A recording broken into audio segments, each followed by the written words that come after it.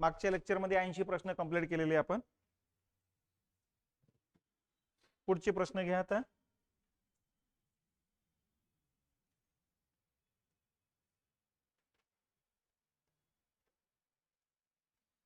काँग्रेस स्थापनेसंदर्भातील सुरक्षा झडप सिद्धांताला दंतकथा संबोधून कोणी नाकारले आहे?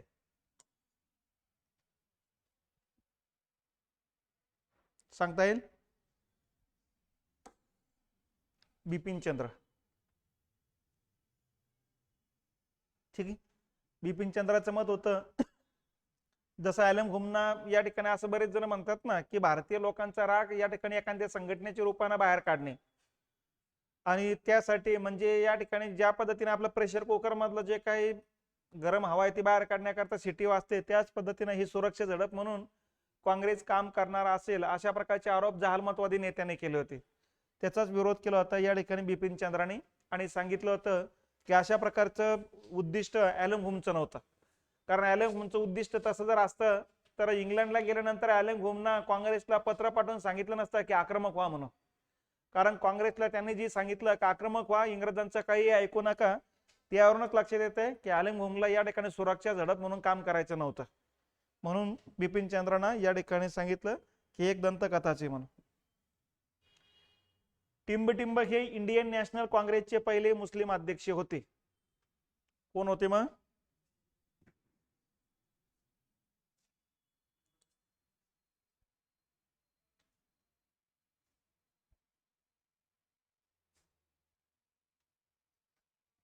तर बद्रुद्दीन तय्यबजी हे पहिले मुस्लिम अध्यक्ष होते. कुठल्या अधिवेशनाचे होते? 1887. कुठे झाले होते? मद्रास. ठीक आहे. पुढचा प्रश्न येतो, टिंबटिंब हे भारतातील राष्ट्रीय सभेमधील जहालमतवादी नेते नव्हते. मग आता खालीलपैकी कोण जहालमतवादी नव्हते? हे होते. उत्तरेचं हे गोपाळकृष्ण गोखले मवाळमतवादी होते. लक्षात? हे होते, हे होते. लाल बाल पाल आणि अरविंद घोष हे जहालमतवादी नेते मानले जातात बघा. मग आता या ठिकाणी लक्षात घेतलं की काँग्रेसची जी आहे 3 कालखंड पाडले जातात बघा. वाटलाच पुढे घेत चालू. काँग्रेसचे 3 कालखंड कुठले कुठले? नंबर 1 येतो मवाळमतवादी कालखंड, जहालमतवादी कालखंड आणि गांधीवादी कालखंड. असे काँग्रेसचे 3 कालखंड पाडले जातात. ठीक आहे. मग आता प्रत्येकाचा कालखंड कुठला कुठला आहे? पहिला कालखंड येतो 1885 ते 1905 चा कालखंड. दुसरा कालखंड येतो 1905 ते 1920 चा कालखंड, आणि तिसरा येतो 1920 ते 47 चा कालखंड. ठीक आहे. पहिल्या कालखंडामध्ये नेते होते सुरेंद्रनाथ बॅनर्जी, गोपाळकृष्ण गोखले, न्यायमूर्ती रानडे, ठीक आहे, फिरोजशाह मेहता, दादाभाई नौरोजी, हे मवाळमतवादी कालखंडातले नेते होते. जहालमतवादी कालखंडामध्ये लाल बाल पाल आणि अरविंद घोष हे होते. आणि इकडे जे महत्वाचे नेते होते महात्मा गांधी होते, पंडित नेहरू होते, सुभाषचंद्र बोस होते, CR दास होते, मौलाना आझाद होते, सरदार वल्लभभाई पटेल होते. हे लोक या टप्प्यातले होते बघा. प्रत्येक टप्प्यातल्या मागण्या वेगवेगळ्या होत्या. मवाळमतवादी कालखंडातले नेते जे होते प्रशासकीय सुधारणांच्या मागण्या करायचे बघा, किंवा आर्थिक प्रकारातल्या मागण्या करायच्या. आर्थिक मागण्या म्हणजे शेतसारा कमी करा, मिठावरचे टॅक्स कमी करा, अशा पद्धतीनं. लक्षात? आणि प्रशासकीय मागण्या म्हणजे या ठिकाणी प्रशासनात जास्तीत जास्त भारतीयांना घ्या, इंग्रजांची संख्या कमी करा, कारण इंग्रजांचा पगार जास्त राहायचा, भारतीयांचा पगार कमी, कमी पगारावर आम्ही काम करू. त्यानंतर जास्तीत जास्त भारतीय लोकांना विधिमंडळात घ्या, विधिमंडळातल्या सदस्यांना बोलण्याचा, विरोध करण्याचा, चर्चा करण्याचा, विधेयक मांडण्याचा अधिकार द्या, या प्रकारच्या यांची मागणी होती. मग स्वराज्याची यांचं म्हणणं होतं या मागण्या आपल्या आपणच मान्य करू आपल्याला जर स्वराज्य मिळालं तर. म्हणजे यांच्यापेक्षा यांची मागणी मोठी झाली आता. लक्षात? स्वराज्य म्हणजे काय? देशांतर्गत कारभार करण्याचा अधिकार आपल्याला मिळणे. कोणत्याही देशाच्या कारभाराचे 2 भाग असतात बघा, अंतर्गत कारभार आणि बहिर्गत कारभार. मग अंतर्गत कारभार म्हणजे सीमेच्या अंतर्गत कायदा आणि सुव्यवस्था राखणे, कृषीचा विकास, उद्योगाचा विकास, दळणवळणाचा विकास, लक्षात. आणि बहिर्गत धोरण म्हणजे संरक्षण, परराष्ट्र, चलन, दळणवळण याबाबतचं धोरण. तर लालबाल पाल यांचं म्हणणं होतं इंग्रजांची राजवट राहू द्या, पण तुमच्याकडे बहिर्गत धोरण ठेवा. परराष्ट्र, दळणवळण, संरक्षण, चलन ही तुमच्याकडे ठेवा आणि अंतर्गत कारभार करण्याचा अधिकार भारतीयांकडे द्या. तर अंतर्गत कारभार करण्याचा अधिकार आपल्याकडे असणे आणि बहिर्गत कारभार करण्याचा अधिकार इंग्रजांकडे असणे, याला म्हणायचं मग स्वराज्य. आणि दोन्ही कारभार आपल्याकडेच असणे त्याला म्हणायचं स्वातंत्र्य. आलं लक्षात. तर हे स्वराज्याची मागणी पहिल्यांदा करण्यात आली आणि इथं मागणी करण्यात आली संपूर्ण स्वराज्याची म्हणजेच स्वातंत्र्याची. पण स्वातंत्र्य शब्द वापरलेला नव्हता इथं, म्हणून जो शब्द वापरला तोच लक्षात ठेवायचा.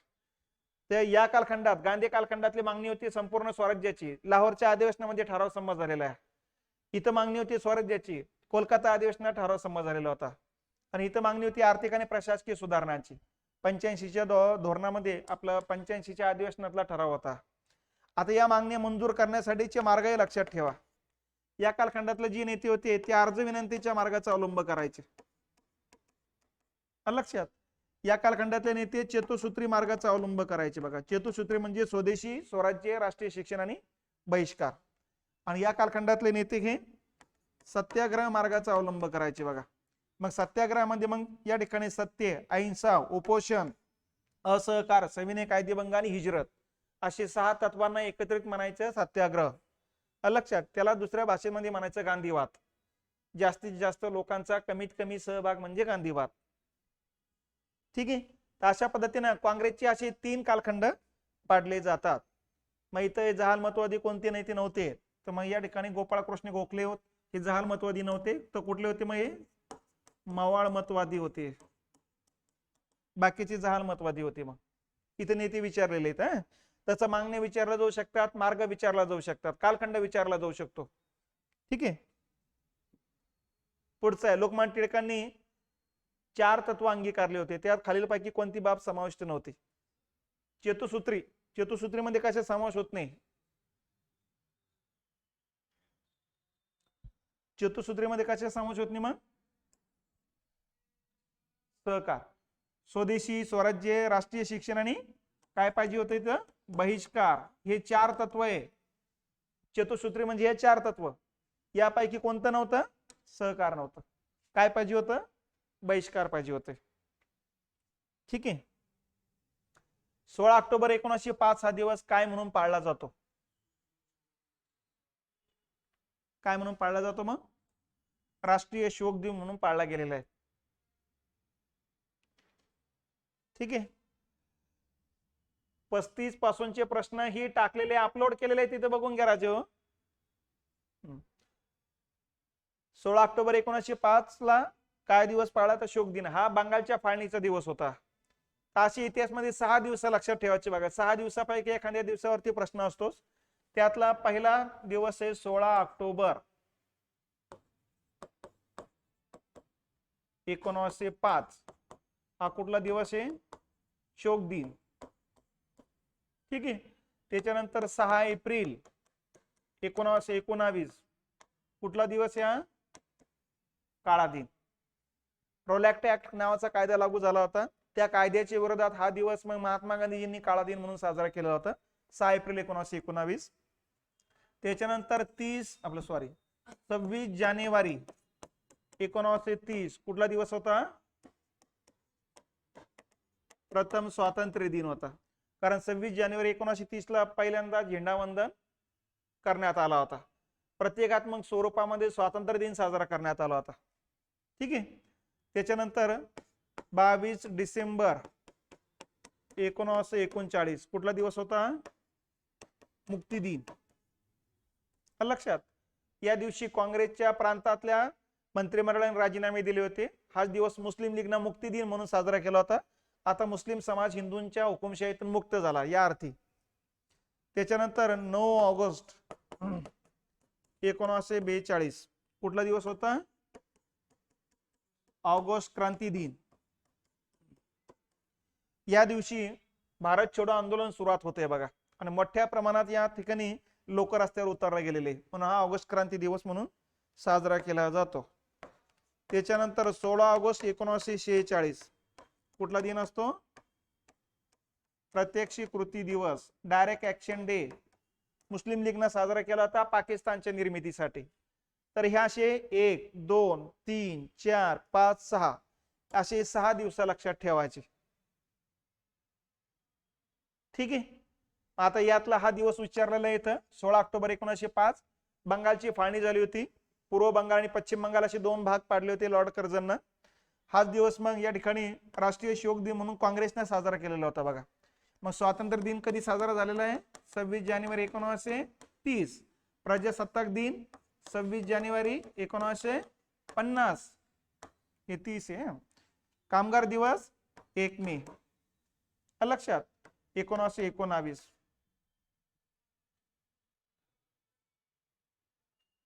ठीक आहे. एवढे दिनाचं मुद्दे लक्षात घ्या. पुढचा मुद्दा आहे तो बंगालची फाळणी कोणत्या गव्हर्नर जनरलने केली? कुठला आहे? लॉर्ड कर्झनने केलेली बघा. ठीक आहे. आता याच्यामध्ये लक्षात घ्यायचं आणखी हे बघा, बंगालच्या फाळणीला जबाबदार. आता फाळणीबाबत, बंगालच्या फाळणीबाबत जर बघितलं आपण, फाळणीला जबाबदार व्हाईसराय कोण होता? मग लॉर्ड कर्झन होता. त्यांनीच फाळणी घडून आणण्याचं काम केलेले बघा. प्रत्यक्ष फाळणी कोणाच्या काळात झाली? 16 ऑक्टोबरला 5 ला फाळणी झाली, पण 30 सप्टेंबरलाच कर्झनचा कार्यकाळ संपतो आणि 1 ऑक्टोबरला मिंटो येतो. म्हणजे प्रत्यक्षात फाळणी झाली मिंटोच्या काळामध्ये. मिंटोचा काळ होता 5 ते 10 चा. आणि फाळणी रद्द कधी झाली? 11 ला. मग 11 ला कोण होतं? मग हार्डिंग द्वितीय. म्हणजे फाळणीशी संबंधित हे असे मुद्दे लक्षात ठेवा. बंगालच्या फाळणीला जबाबदार होता कर्झन. प्रत्यक्ष फाळणी झाली त्यावेळेस व्हाईसरॉय होता मिंटो, आणि फाळणी रद्द झाली त्यावेळेस व्हाईसरॉय होता हार्डिंग्ज. लक्षात. कर्झनचा कालखंड 1899 ते 1905, मिंटो 1905 ते 10 आणि हार्डिंग 1910 ते 16.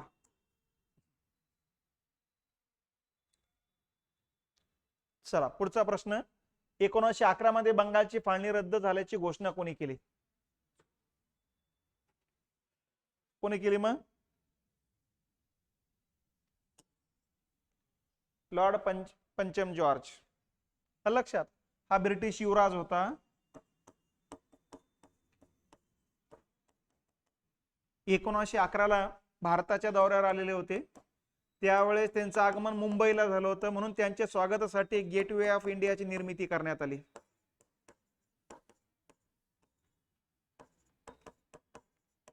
ठीक आहे. गेटवे ऑफ इंडियाची निर्मितीचं कारण काय?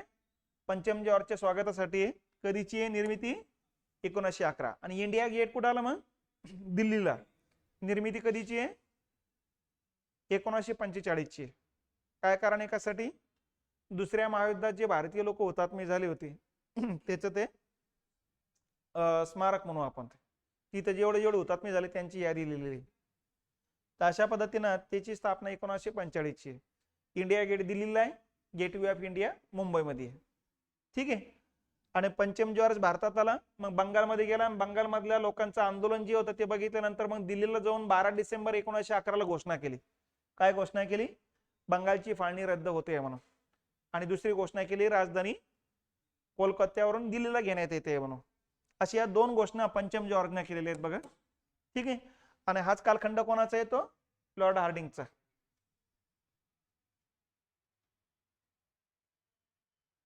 ओके. ठीक आहे. नंतर आहे पंजाब आणि बंगालच्या फाळणीच्या वेळी सीमा आयोगाचे चेअरमन कोण होते? हा मागच्या वर्षीचा प्रश्न आहे राज्यसेवेचा. कोण होते?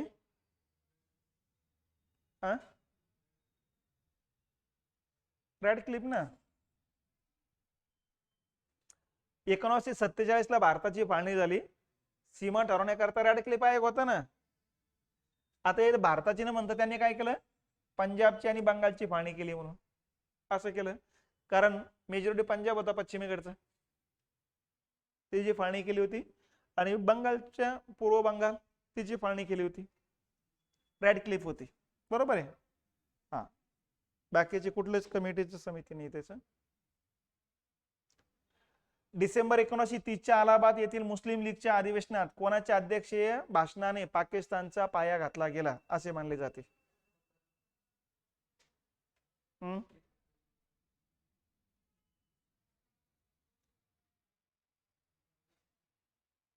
सांगा. मोहम्मद इक्बाल. ठीक आहे. मोहम्मद इक्बाल मूळचे काश्मीरी पंडित हिंदू होते. लाहोरमध्ये शिक्षणासाठी गेले. तिथं लॉची पदवी घेत असताना त्यांच्या लक्षात आलंय की आपलं वकिली चालत नाही, कारण लाहोरमध्ये एकतर शीख धर्मीय लोक जास्त आहे किंवा मुस्लिम धर्मीय लोक जास्त आहे. त्यामुळं हिंदू कोड बिल आणि मुस्लिम कोड बिल या ठिकाणी जर बघितलं तर त्यांच्या लक्षात येत आहे की मुस्लिम कोड बिलानुसार खटले जास्त येऊ शकतात. मग खटले आणायचे असेल आपल्याकडे तर आपल्याला धर्मांतर करावं लागेल, आणि म्हणून त्याने त्या ठिकाणी धर्मांतर केलेले. नंबर 1. नंबर 2, मनाना कवी होते ते. तारानाई हिंद नावाचं त्याने काव्य संग्रह लिहिला होता, ज्यामध्ये सारे जहां अच्छा हिंदुस्तान हमारा नावाचं गीत लिहिलेलं होतं बघा. आणि नंबर 3, हे चांगले उत्कृष्ट वक्ते पण होते. मग त्याने ते कुराण वगैरे पाठ केलं आणि त्याच्यानंतर त्या आधारे भाषणबाजी करायला सुरुवात केली. त्याचा पहिला फायदा, त्यांची वकिली चांगली चालायला लागली. दुसरा फायदा, वक्तृत्व चांगलं असल्यामुळं तिथल्या नगरपालिकेच्या निवडणुकीमध्ये निवडून आले आणि नगराध्यक्ष झाले. मग नंतर लक्ष देऊ लागला, जितका आक्रमकतेने बोलू लागलो आपण धर्माबद्दल तितका आपल्याला वरचे पद भेटू लागलेत. आणि म्हणून पुढच्या कालखंडामध्ये मग त्यांना या ठिकाणी मुस्लिम लीगचं 1930च्या अलाहाबादच्या अधिवेशनाच्या अध्यक्षपदच मिळालं. मग इथं आणखीन आक्रमकतेने बोलण्याने सांगितलं की मुस्लिम संस्कृती संवर्धन करण्यासाठी यांना वेगळा प्रदेश हवा आहे, आणि हा वायव्येकडचा प्रदेश या ठिकाणी वेगळा देऊनच इंग्रजांनी आमचं समाधान करावं. तर अशा पद्धतीने मग वेगळा पाकिस्तान, म्हणजे पुढे त्या प्रदेशाला रहमत अली चौधरी नाव ठेवलं पाकिस्तान. 1934ला रहमत अली चौधरी जो होता हा 1934ला कॅम्ब्रिज विद्यापीठामध्ये शिक्षण घेत होता बघा. आणि याच ठिकाणी त्यांनी एक ग्रंथ लिहिला होता, नाऊ और नेवर, आता नाही तर कधीच नाही. आणि या ग्रंथामध्ये त्यांनी भारताच्या वायव्येकडचा सिंध, पाकिस्तान, काश्मीर, अफगाणिस्तान लगतचा एरिया यांचा मिळून जो काही प्रदेश तयार करायचा माननीय अध्यक्ष महोदयांनी जो सांगितला वायव्येकडचा पट्टा, तो पट्टा म्हणजे कोणता आणि त्या पट्ट्याला काय नाव द्यायचं या पुस्तकात त्यांनी सांगितलं पाकिस्तान. आणि याचा अर्थ त्यांनी सांगितलं, पी म्हणजे पंजाब, ए म्हणजे अफगाणिस्तान लगतचा एरिया, के म्हणजे काश्मीर, एस म्हणजे सिंध, आणि आय म्हणजे बलुचिस्तान मधलं आय घेतलं होतं. तर टोटल एरियाचा तो भाग बनवला आणि याचा एकत्रित शब्दाचा अर्थ होतो पवित्र भूमी. म्हणजे 2 अर्थाने त्यांनी हा शब्द घेतलेला होता.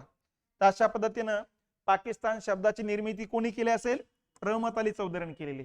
कुठल्या ग्रंथात केली? नाऊ और नेवर नावाच्या ग्रंथात केली. हा 1934ला ग्रंथ लिहिलेला आहे केम्ब्रिज विद्यापीठात असताना. ठीक आहे.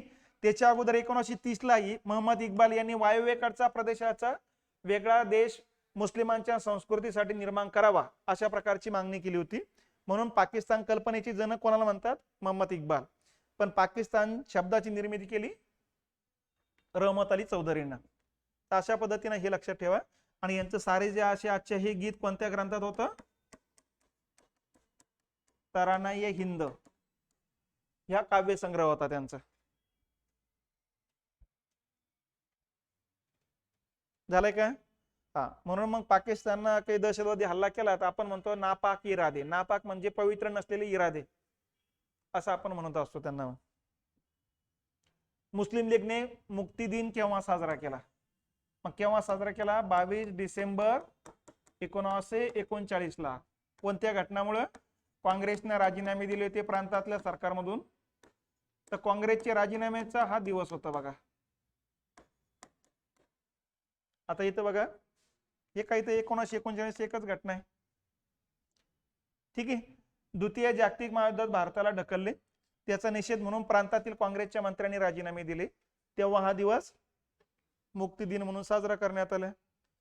इथंच लक्षात येतं ना, हे लंब वाचण्याची गरज नाही. मुक्ती दिन कधीच आहे ते जर लक्षात आलं की उत्तर येऊन जाते. मुस्लिम लीगची स्थापना कुठे झाली? मग कुठे झाली? ढाक्याला झालेली. कधी झालेली आहे? 30 ऑक्टोबर 1906 ला झालेली. ठीक आहे. संस्थापक कोण होते?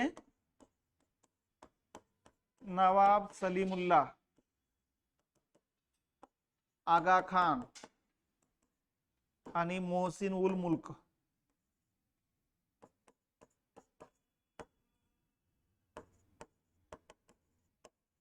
या तिघ जणांची नावं लक्षात ठेवायची.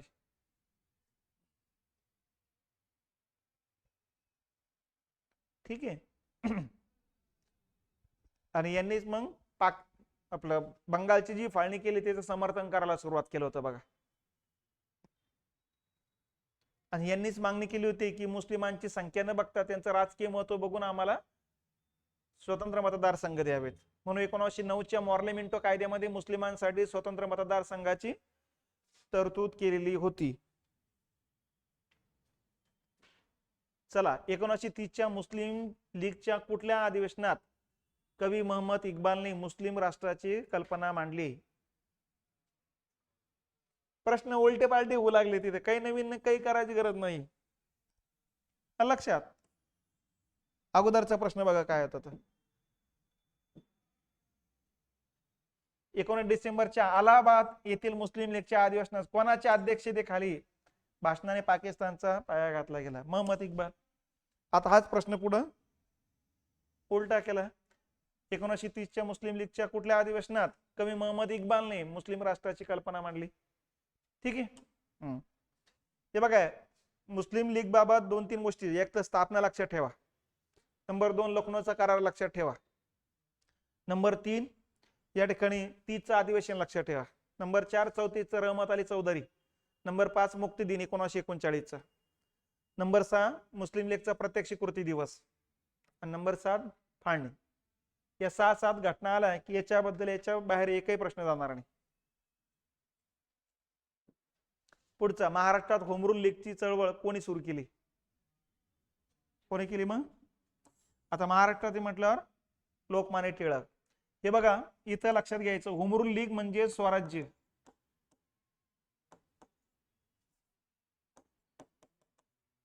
यालाच मराठीत म्हणायचं स्वराज्य संघ. लीग म्हणजे संघ. इथं गडबड काय होते ते लक्षात घ्या. होमरूल लीगची स्थापना कोणी केली असं आलं तर सरळ प्रश्न येतो.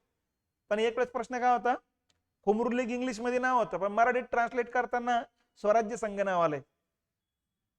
आणि खाली दिलं की स्वराज्य संघाची स्थापना कोणत्या वर्षी झाली. मग आता सगळ्या मुलांना स्वराज्य पार्टी माहिती आहे, त्यालाच पक्ष म्हणतात, त्यालाच लीग म्हटलं जात असेल. मग खाली 1923 बऱ्याच जणांना आणलं ते. मग नंतर लक्षात आलंय हे 1917चं आहे म्हणून. आलं लक्षात? कारण ते होमरूल लीग आहे. इंग्लिश मध्ये बघितल्यानंतर लक्षात आलं होमरूल लीग आहे म्हणून. तर स्वराज्य संघ म्हणजेच होमरूल लीग आहे. भारतीय लोकांना स्वराज्य मिळावं याकरता 1916-17च्या कालखंडामध्ये अॅनी बेजंट आणि लोकमान्य टिळक यांनी होमरूल लीगची स्थापना केली होती. अॅनी बेजंटने आडीआरला केली, पुण्यामध्ये लोकमान्य टिळकांनी केलेली. आणि यांनी जे आंदोलन सुरू केलं त्याला होमरूल आंदोलन असं नाव पडलेलं आहे. स्वराज्य मिळवण्यासाठीचं आंदोलन होतं म्हणून त्याला होमरूल लीग किंवा होमरूल आंदोलन असं नाव पडतंय बघा. आणि या आंदोलनाला महाराष्ट्रातून सुरुवात कधीपासून झाली तर 16 पासून झाली. आणि कुठून झाली असा एकदा प्रश्न होता, ते बेळगाव पासून झालेली. महाराष्ट्रातल्या होमरूल चळवळीला सुरुवात कधी होते? एप्रिल 1916 बेळगाव पासून. आणि या बेळगावच्या अधिवेशनाचे अध्यक्ष होते जोसेफ बॅप्टिस्टा. याच ठिकाणी लोकमान्य टिळकांनी स्वराज्य हा माझा जन्मसिद्ध अधिकार आहे आणि तो मी मिळवणारच अशा प्रकारची घोषणा केलेली. म्हणून एक वेळेस प्रश्न होता, स्वराज्य हा माझा जन्मसिद्ध अधिकार आहे अशा प्रकारची घोषणा लोकमान्य टिळकांनी कुठल्या अधिवेशनात केली? तर बेळगावच्या अधिवेशनात केलेली. पहिल्यांदा कोणत्या अधिवेशनात केली? तर बेळगावच्या अधिवेशनामध्ये. ठीक आहे. आणि या अधिवेशनापासूनच होमरूल चळवळ सुरुवात होते बघा. आणि अॅनी बेजंटनं जे आंदोलन सुरू केलं ते सप्टेंबर 1916ला सुरुवात केलं आडीआर पासून. ज्याच्या पहिल्या अधिवेशनाचे अध्यक्ष होते सी सुब्रमण्यम. ठीक आहे. मग हे आंदोलन कधीपासून कधीपर्यंत चाललं? 16 ते 17च्या कालखंडात चालला. आणि 17ला केव्हा मग बरखास्त केलं? ज्या वेळेस 20 ऑगस्ट 1917ला मॉन्टेग्यूनं घोषणा केली पार्लमेंटमध्ये, ज्याला ऑगस्ट घोषणा किंवा मॉन्टेग्यूची घोषणा म्हणतो, की भारताला जबाबदार राज्य पद्धती देणं हे इंग्रज सरकारचा अंतिम ध्येय आहे म्हणून. त्याच्यानंतर आपली मागणी मंजूर झाली असं समजून मग हे आंदोलन स्थगित करण्यात आलेलं होतं. ठीक आहे. पुढचं आहे सप्टेंबर 1916 मध्ये होमरूल लीगची स्थापना टिंबटिंब यांनी केली. होमरूल लीगची स्थापना परत कोणी केली मग?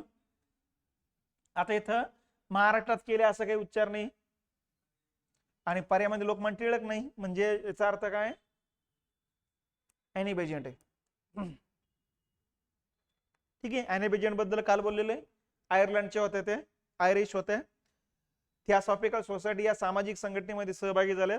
थिऑसॉफिकल सोसायटीचा भारतामध्ये प्रसार करण्यासाठी भारतात आले 1893 ला आणि त्याच्यानंतर मग 1893 पासून ते 1913 पर्यंत सामाजिक क्षेत्रात काम केलं त्यांनी आणि 1914 मग त्यांनी भारतीय लोकांची गरिबी, दारिद्र्य, बेरोजगारी दूर करण्यासाठी स्वराज्याची मागणी केली. इंग्रज सरकारने ती फेटाळली. म्हणून मग सामाजिक क्षेत्रातून त्या राजकीय क्षेत्रात आल्या आणि 1914 त्यांनी न्यू इंडिया आणि कॉमनवेल्थ नावाची 2 वृत्तपत्र सुरुवात केले जनजागृती करण्यासाठी आणि होमरूल लीग नावाची संघटना स्थापन केली आंदोलन सुरू करण्यासाठी. ठीक आहे. होमरूल चळवळ प्रथम कोणत्या देशात सुरू झाली? कोणत्या देशात सुरू झाली मग?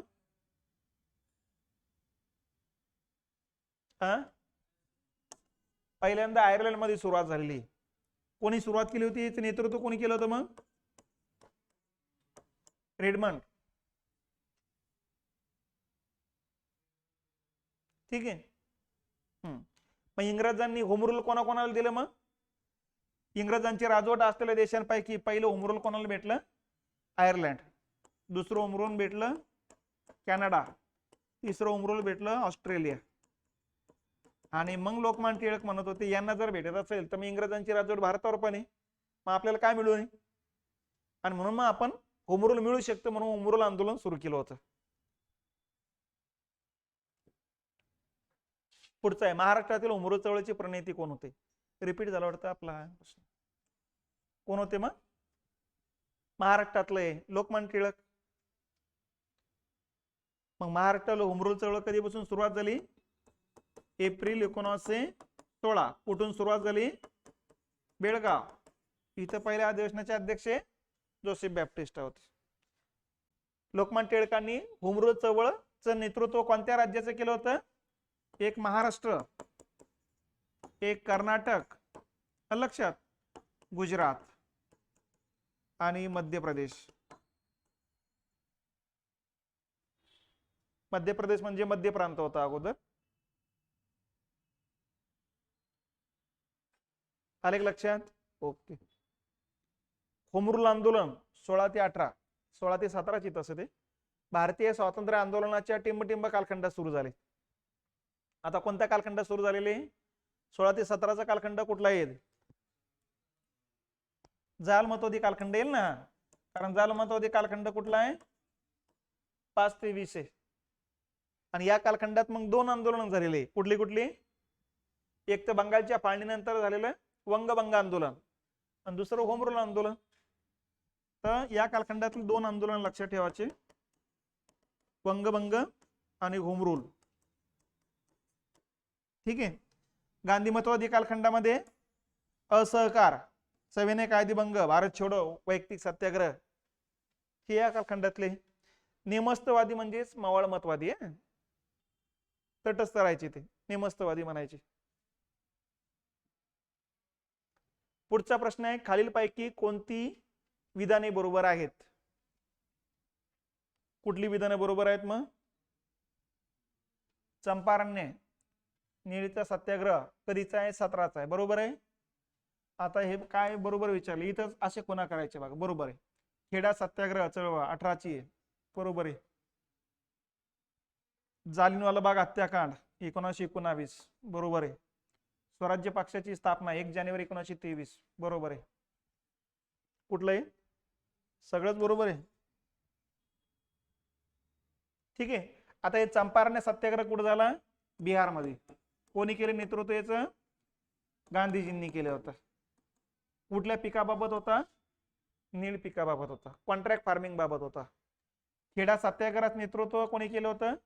परत महात्मा गांधींनीच केलं होतं. आलं लक्षात? शेत साराबंदी का केलं होतं ते पण लक्षात घ्या. या कालखंडात दुष्काळ पडलेला आहे खेडा जिल्ह्यामध्ये, गुजरातमध्ये. आणि दुष्काळ पडलेला असताना सुद्धा इंग्रजांनी सक्तीने महसूल जमा करायला सुरुवात केली होती. मग यातून महात्मा गांधीने खेडा जिल्ह्यातल्या लोकांना सांगितलं, शेतसारा भरूच नका, ते घरदारा जमिनी जनावर जप्त करतील, काय करणार आहे. म्हणून लोकांनी मग शेतसारा भरलाच नाही. म्हणून काही लोकांचे घरदाराने जनावर जप्त केले सरकारनं. महात्मा गांधींनी सांगितलं करू द्या, ते काही शेती करणार नाहीत म्हणून. आणि नंतर मग लोक अशी का वागू लागलेत म्हणून इंग्रज सरकारने एक कमिटी स्थापन केली. त्या कमिटीच्या महात्मा गांधीजींनी लक्षात आणून दिलं की तुम्ही शेतसारा जर 1/4 पेक्षा कमी येत असेल आणीवारी पद्धत, तर या ठिकाणी दुष्काळ जाहीर करतात. आणि इथं तुम्ही दुष्काळ जाहीर केलेले नाही. मग हे इंग्रज कमिटीच्या लक्षात आणून दिलं, कमिटीने मान्य केलं. आणि कमिटीने सांगितलं की नाही, यांची यांना जमिनी जनावर परत करून टाका. फक्त मग इंग्रज सरकारने सांगितलं की बाबा आम्हाला खर्च भागवणं अवघड चाललंय. मग त्यांनी मग महात्मा गांधींनी सांगितलं, हे बघा, ज्यांची लायकी आहे आम्ही त्यांच्याकडून जमा करतो, ज्यांची लायकी आहे आम्ही त्यांच्याकडून जमा करणार नाही. महात्मा गांधींनी होकार देऊन टाकला. मग तर अशा पद्धतीने हा खेडा सत्याग्रह होता बघा 1918चा. आणि जालियनवाला बाग हत्याकांड तुम्हाला माहिती आहे, पंजाबमध्ये अमृतसर शहरामधलं ठिकाण आहे जालियनवाला बाग. तिथं चारी बाजूने अशा भिंती आहेत बघा, मध्ये जाण्यासाठी एक अरुंद रस्ता आहे. ठीक आहे. इथं रॉलेट ऍक्टच्या विरोधात आंदोलन सुरू होतं बघा. आणि त्याचाच एक भाग म्हणजे पंडित मोतीलाल नेहरूंच्या अध्यक्षतेखाली इथे व्यासपीठ उभारण्यात आलं होतं. इथं जवळपास 20,000 लोकांचा जनसमुदाय एकत्रित आला होता. पंजाब प्रांताचा गव्हर्नर होता मायकेल ओडवायर, लक्षात. आणि मायकेल ओडवायरनं मग अमृतसर शहर जनरल डायरच्या ताब्यात देऊन टाकलं होतं. आणि तिथे लष्करी कायदा 12 एप्रिलला लागू केला होता. लष्करी कायद्याचा उद्देश होता की 2 पेक्षा अधिक व्यक्तीने एकत्र येता कामा नये. मग लष्कराच्या हातात शहर दिल्यानंतर लोकांना माहितच नाही झालं, कारण दुसऱ्या दिवशी बैसाखी सण होता 13 एप्रिलला. आणि बैसाखी सणाच्या निमित्तानं सगळे लोक, शीख समुदाय तरी अमृतसर शहरामध्ये एकत्र आला. आणि यांनी ठरवलं होतं की आपण एक बैठक घेऊ आणि आपल्या बैठकीमध्ये त्यांचे जे प्रमुख नेते होते डॉक्टर सत्यपाल आणि किसलो यांना इंग्रजांनी अटक केली होती. यांना मुक्तता करावी, यांची मुक्तता करावी आणि रोलॅक्ट ऍक्ट जो होता तो रद्द करावा. अशा प्रकारच्या 2 मागण्यासाठी 20,000 लोक एकत्रित आले होते. मग जनरल डायरला वाटू लागलं की 2 पेक्षा अधिक व्यक्तींनी एकत्र येता कामा नये असा नियम असताना ही 20,000 लोक एकत्रित आले. पण लोकांना कुठे माहिती कायदा लागू झाला म्हणून, कारण आदल्या दिवशी कायदा लागू केल्याची खबर होती, लोकांना खबर कुठे मिळाली. आणि अशा पद्धतीने जनरल डायरनं मग या ठिकाणी जवळपास 90 शिपाई आणले आणि डायरेक्ट गोळीबाराचा आदेश दिला. त्यालाच म्हणायचं जालियनवाला बाग हत्याकांड. यामध्ये महात्मा गांधी कमिटीने सांगितलं 1500 लोक मरण पावलेले. इंग्रजांची जी हंटर कमिटी होती त्याने 479 लोक मरण पावल्याचे सांगितलं होतं. याचाच परिणाम म्हणजे या ठिकाणी रवींद्रनाथ टागोरांनी सर पदवी परत केली होती बघा. ठीक आहे. आणि त्यानंतर मग या ठिकाणी मुंजे वगैरे जे काही पार्लमेंटमध्ये होते त्याने तिथला सदस्यत्वाचा राजीनामा दिला होता. तर जालियनवाला बाग हत्याकांडाची घटना 13 एप्रिल 1919 ची घटना आहे. आणि याच्यानंतर भारतीय लोकांतला मनातला असंतोष जो वाढलेला आहे यालाच मार्ग दाखवण्याचं काम महात्मा गांधीजींनी केलं. आणि 1920ला असहकार आंदोलन सुरू केलं होतं. ठीक आहे. त्याच्यानंतर स्वराज्य पक्षाची स्थापना 1923 ची. स्वराज्य मिळवण्यासाठीचा हा पक्ष होता म्हणून स्वराज्य पक्ष नाव दिलं होतं. याची स्थापना झाली होती अलाहाबादला. 1 जानेवारी 1923 ला स्थापना केली होती. CR दास, पंडित मोतीलाल नेहरू, विठ्ठलभाई पटेल, लक्षात ही लोक होते. ठीक आहे. यासाठी डिसेंबर 1922 गया अधिवेशनामध्ये CR दास अध्यक्ष असताना त्यांनी ठराव मांडला होता की काँग्रेस जर निवडणुका लढवता येत नसेल तर स्वराज्य नावाचा वेगळा पक्ष स्थापन करून निवडणुका लढवल्या पाहिजेत. पण तो ठराव अपयशी ठरला म्हणून CR दासांनी काँग्रेसच्या अध्यक्षपदाचा राजीनामा देऊन टाकला. आणि हे सगळे लोक अलाहाबादला पंडित मोतीलाल नेहरूंच्या घरी एकत्रित आले. आणि त्या ठिकाणी 23 ला इलेक्शन होणार होते. पटकन या ठिकाणी पक्ष वेगळा काढणं गरजेचं होतं म्हणून स्वराज्य पक्ष किंवा पार्टी स्थापन झाले. ठीक आहे. तर हे विधान आता काय इथे विचारलेले बरोबर कोणते, सगळे विधान बरोबर आहेत. पुढचा प्रश्न येतो चंपारण्य सत्याग्रहाचं नेतृत्व कोणी केले. पहिला आहे चंपारण्य सत्याग्रह कधीचा आहे, 1917चा आहे. कुठल्या राज्यात होता हे चंपारण्य, बिहार. कुठल्या पिकाची संबंधित आहे, नीळ पिकाची संबंधित आहे. आणि कॉन्ट्रॅक्ट फार्मिंगशी संबंधित आहे.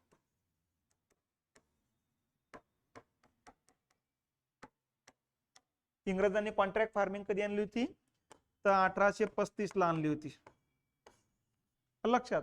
नंतर मग इंग्रजांच्या कालखंडात रद्द झाली. आणि आधुनिक भारतामध्ये कॉन्ट्रॅक्ट फार्मिंग करणारं भारतातलं पहिले राज्य कोण आहे? महाराष्ट्र आहे.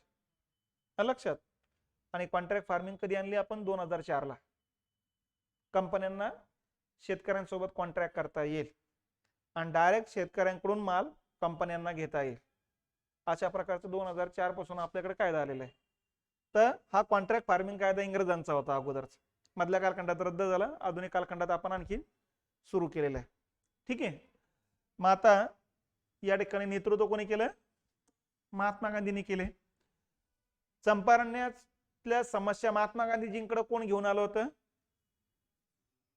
राजकुमार शुक्ला. हे पण लक्षात ठेवा.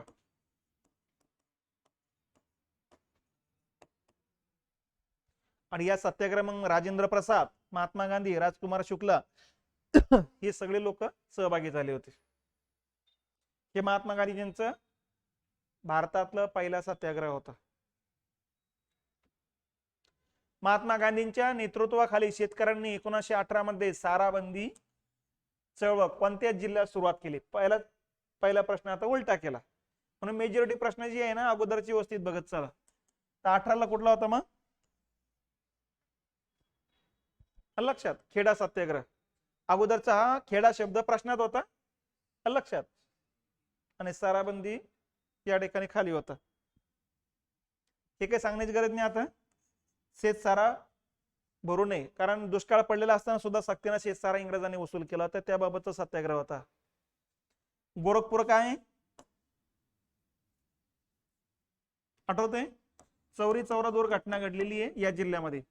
या जिल्ह्यात चौरी चौरा नावाचं गाव लागतंय. आणि इथं 5 फेब्रुवारी 1922 ला हत्याकांड घडलेले, त्याला चौरी चौरा दुर्घटना म्हणतात.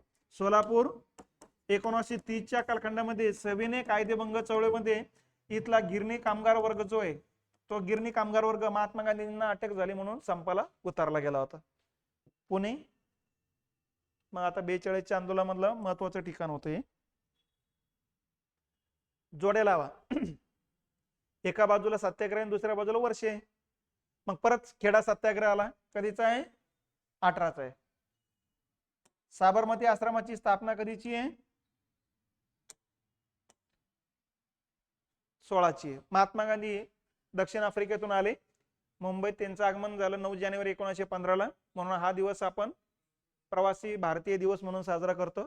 आणि त्यांच्यासोबत आलेल्या समर्थकांसाठी त्यांनी आश्रम बांधला 16 ला साबरमती नदीच्या काठावर अहमदाबादला. त्याला साबरमती आश्रम म्हणतात.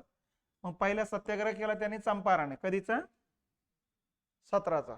लक्षात. आणि गिरणी कामगारांसाठी पहिलं उपोषण केलं त्यांनी 1918 ला. पण इथं 18 पर्याय नाही, म्हणजे आता 19 पर्याय घ्यावा लागतो आपल्याला. ठीक आहे. त्यांचा पहिला सत्याग्रह चंपारणे. कधीचा? 1917चा. नंबर 2 येतं हे गिरणी कामगारांचं उपोषण 1918चं आहे. नंतर 3 ला येते खेडा सत्याग्रह, त्याच्यानंतर 1918 लाच आहे. लक्षात. हे असं यायला पाहिजेत, पण इथं पर्याय तसे नाही, जसे आहे तसे उच्चार करायचा. आता कुठला येईल मग? 4 1 3 नंबर येईल.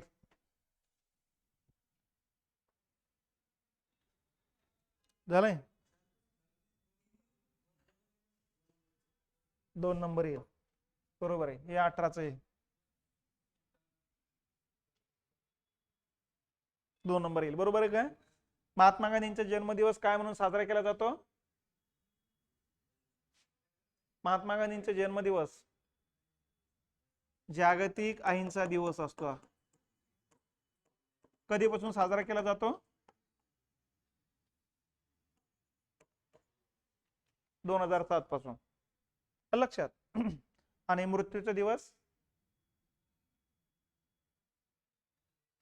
हुतात्मा दिन?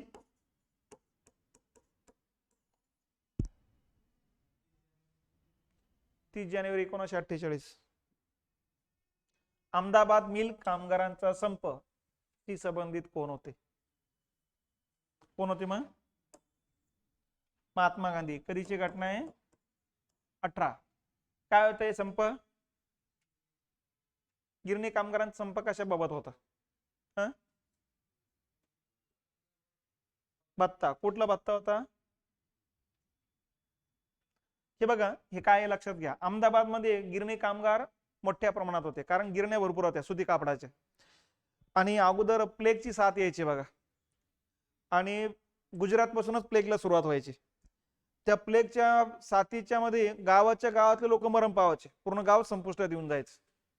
त्यामुळे प्लेग आल्याची खबर मिळाली की गिरणी कामगार जे वेगवेगळ्या प्रांतातून आलेले होते तिथं, ती सगळे ते कारखाने सोडून गावाकडे पळून जायचे. त्यामुळे गिरणी चालवण्याचं अवघड होऊन जायचं ना, कामगारच राहायचे नाही. म्हणून या इथल्या गिरणी कामगारांनी, आपल्या मालकांनी काय केलं होतं, प्लेग बोनस नावाचा एक भत्ता सुरू केला होता की बापा या ठिकाणी तुम्ही गावाकडे जाऊन तुमचा जेवढा पगार आहे तेवढाच आम्ही भत्ता देऊ, म्हणजे पगार दुप्पट झाला. तर अशा पद्धतीनं प्लेग बोनस सुरू केला होता बघा. पुढच्या कालखंडामध्ये प्लेग वरती लशी आल्या, त्यामुळे आता प्लेगच्या साथी पसरणं अवघड झालंय. मग प्लेगच बंद झाला, मग बोनस कशाला द्यायचं, म्हणून गिरणी मालकाने प्लेग बोनस बंद करून टाकला. मग पगार निम्म्यानं कमी झाला ना एकदम. म्हणून मग ही समस्या गिरणी कामगार घेऊन गेले महात्मा गांधींकडे की बाबा सोल्युशन करा. मग महात्मा गांधींचं मत होतं की तुम्ही एकदमच बंद नाही करायला पाहिजेत ना, ते काही प्रमाणात कमी करा. मग महात्मा गांधींनी गिरणी मालकांना सांगितलं की प्लेग भत्ता जेवढा होता तो निदान 100% तुम्ही रद्द न करता काय करा, 50% ठेवा, 50% रद्द करा. लक्षात. मग गिरणीच्या मालकांनी मग यांनी सांगितलं की नाही, आम्ही आखरे 20% देऊ शकतो. मग दोघात तडजोड झाली, म्हणून मग तिसरा पर्याय आला की बाबा एखाद्या न्यायाधीशाच्या अध्यक्षतेखाली कमिटी स्थापन करून निर्णय घेऊ. अगोदर हे मान्य करायला तयार नव्हते, म्हणून उपोषणाला बसले. मग आणि उपोषणातून मग शेवटी तोडगा निघाला की तिसरा व्यक्ती नियुक्त करू. मग न्यायाधीश नियुक्त केले. न्यायाधीशाने मग या दोघांचा मधला मार्ग काढला. मधला मार्ग म्हणजे 35%. यांना सांगितलं 15% तुम्ही पुढे जा, यांना सांगितलं 15% तुम्ही मागे या. आणि यातून मग प्लेग बोनस मान्य झाला. किती टक्के? 35% वरती आला बघा. तर याला हा गिरणी कामगारांचा संपाशी संबंधित मुद्दा म्हणतो आपण. महात्मा गांधींच्या भारतातील प्रारंभीच्या आंदोलनाचा कालक्रम, हे घटनाक्रमावरती प्रश्न असतो बघा. कोणत्या घटनेवर येईल फक्त सांगता येत नाही. आता हे सोपं आहे.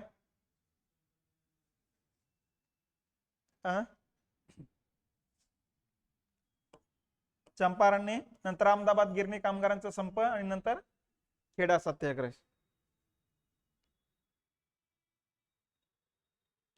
हे 3 येईल, 3 4 नाही. अगोदर गिरणी कामगारांचा संप होतो, नंतर मग खेडाचा सत्याग्रह. म्हणून त्या जोड्या लावामध्ये मी सांगत होता अहमदाबाद गिरणी कामगारांचा संप 1919 दाखवलं होतं, म्हणून म्हटलं ते चुकीचं होतं. पण मग ते कोणी अर्ज नाही केला, कोणी काही नाही केला, ते जमून गेलं. ते आयोगाकडे जोपर्यंत येत नाही समस्या तोपर्यंत आयोग लक्ष घालत नाही. असहकार चळवळी बरोबरच महात्मा गांधींनी खालीलपैकी कोणता कार्यक्रम हाती घेतला? कोणाबरोबर? असहकार चळवळी बरोबर. म्हणजे 1920च्या कालखंडात कोणता कार्यक्रम हातात घेतलेला होता? हा मागच्या वर्षीचा प्रश्न आहे.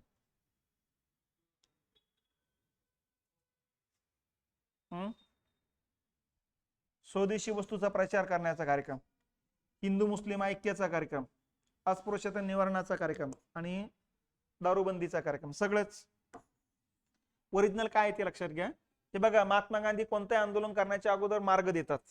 मग इथे सुद्धा मार्ग दिले होते, 2 मार्ग दिले होते बघा. कुठले कुठले? एक सकारात्मक मार्ग आणि एक नकारात्मक मार्ग, असे 2 मार्ग दिले. सकारात्मक मार्गामध्ये सांगितलं होतं काय काय करायचं, आणि नकारात्मक मार्गामध्ये सांगितलं होतं काय करायचं नाही. मग काय काय करायचं? अगोदर आपल्यातले जे काही भेदभाव आहे ते नष्ट करा, हिंदू मुस्लिम ऐक्य करा, लक्षात, स्वदेशी वस्तूचा प्रचार करा, अस्पृश्यता निर्मूलन करा. हे सकारात्मक मार्ग सांगितले होते. आणि नकारात्मक मार्ग दिले होते बहिष्कार टाका. कशावर? सरकारच्या प्रत्येक कार्यक्रमावर बहिष्कार टाका, सरकारी नोकरीवर बहिष्कार टाका, सरकारी वकिलीवर बहिष्कार टाका, सरकारी शाळांवरती बहिष्कार टाका, विदेशी मालावर बहिष्कार टाका, कायदे मंडळावर बहिष्कार टाका, लक्षात, दारूबंदी बहिष्कार टाका. तर असे हे नकारात्मक मार्ग सांगितले होते बघा. इथं सकारात्मक आणि नकारात्मक असे काही नाही विचारले, डायरेक्ट कार्यक्रमच विचारला सगळा. ते सगळेच येतात मग त्याच्यामध्ये. ज्या दिवशी लोकमान्य टिळकांचे निधन झाले त्याच दिवशी महात्मा गांधींच्या टिंबटिंब चळवळीचे उद्घाटन मुंबईत झाले. कुठल्या? असहकार. हे बघा, मी हे प्रश्न या करता घेतला, प्रश्न सोपाच होता, त्याचं काही उत्तर तुम्हाला अवघड आहे असं नाही. प्रश्न या करता घेतला की हे बघा, प्रश्न कधी विचारला? 2020चा. का विचारला? कारण ही घटना 1920 ची होती आणि बरोबर 20 ला 100 वर्षे पूर्ण होत होती. सोपा म्हणून कोणी लक्ष देत नाही बघा. म्हणून कोणताही प्रश्न अपडेट असतो त्याचा चालू घडामोडीशी काहीतरी संबंध असतो. मग इथं एकाच वेळेत दोन घटना होत्या. असहकार चळवळ पण 20 ला सुरुवात झाली आणि लोकमान्य टिळकांचं निधन पण 20 लाच झालं. म्हणून याच्यातच दोन्ही कव्हर करून टाकलं त्यांनी, दोन वेगवेगळे प्रश्न घेण्याच्या ऐवजी. तर अशा पद्धतीनं प्रश्न विचारतानाचा फॉर्मॅट म्हणजे हे या करता सोपा असेल तर सगळ्याचेच येणार आहे, पण तुम्हाला हा प्रश्नाची उत्तरच माहित नाही, चालू घडामोडीच राहील ना असं एखादं, किंवा मग खालीलपैकी कोणत्या घटना कधीच्या असं पण जर बघितलं तर अंदाज बांधता येईल तुम्हाला. अरे हे असू शकतं गड्या, कारण हे 20 आहे, हे 30 आहे लक्षात, आणि हे ते 42 आहे. आणि दारूबंदी सारखं येऊ शकत नाही का? दारूबंदी तर प्रत्येक वेळेस कार्यक्रम होत त्यांचा लक्षात. म्हणून मग मी एकदा शिकवताना पुण्यामध्ये काय झालं होतं की बाबा असहकार चळवळीच्या वेळेसही दारूबंदी होतं, सविनय कायदेभंग चळवळीच्या वेळेसही दारूबंदी होतं. मग प्रत्येक वेळेस दारूबंदी का ठेवलं?